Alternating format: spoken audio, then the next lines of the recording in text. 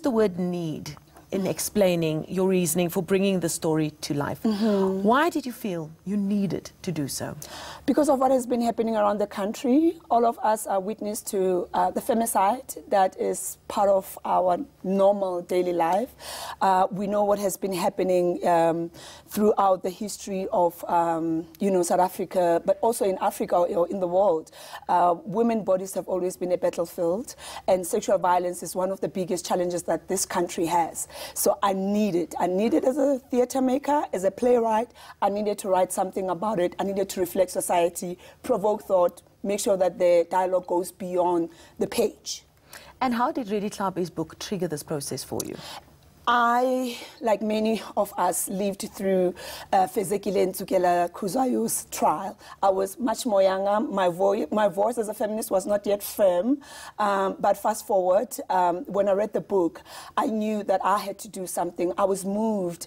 I could relate to so many things that happened to her. I could relate to other women who I mentioned in the book.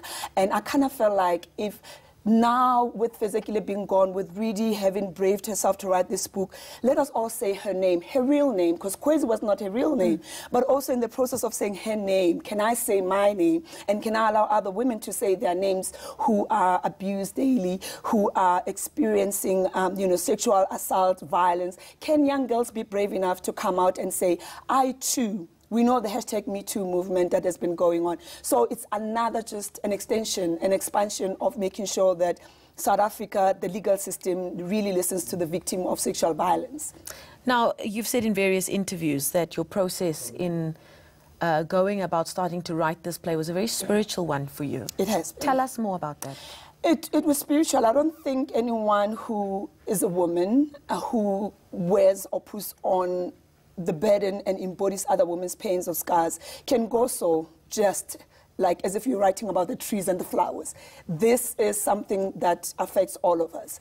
It really had to take me to a certain level of connecting not just with my own spirituality, but also trying to really step in and connect with Fezekile, try to empathize with each and every woman, young girl, mothers who have been raped. So for me to keep my sanity, to be strong and to be able to make sure that I tell this story to the utmost of its honesty, I had to be aligned. I had to be very calm and not just sometimes allow my anger alone to be the one that drives. And not make it just about you. And exactly, and really put that thin line, because I'm still a theatre maker, and you need to find the joy within the midst of pain. I wanted to imagine her being a child in Zimbabwe in exile.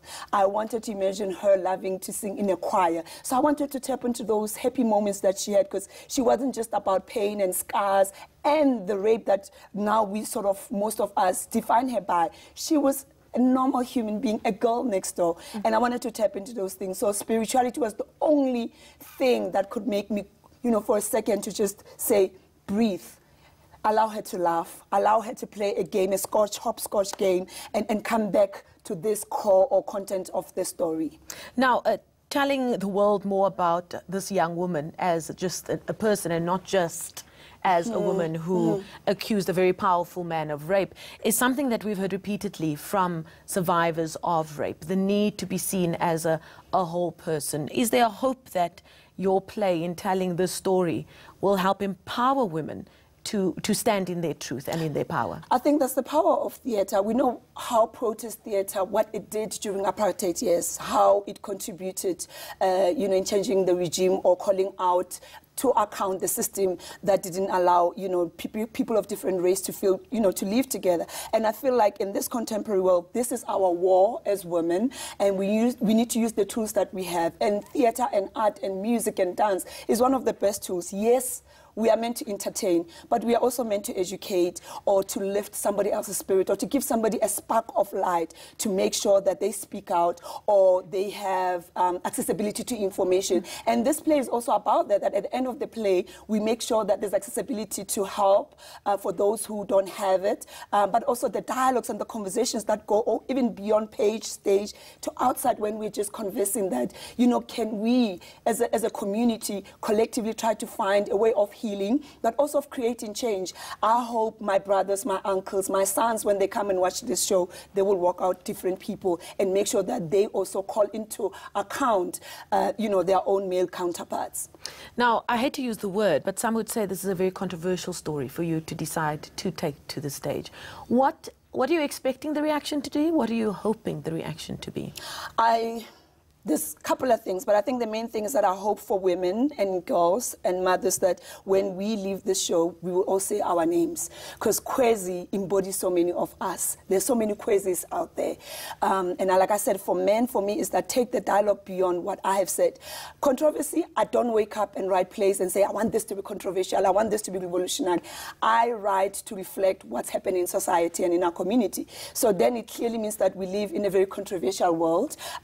Yes, it's political, but I'm giving Fezekile a face. I'm giving her, you know, color. I'm giving her life. I'm breathing into Redi Tlhabi's, you know, book and what Fezekile said and what they both shared. And that's the role of theatre maker. If it's controversial, well, good. Then people shouldn't actually keep quiet. They should keep on debating, talking, so that change could happen.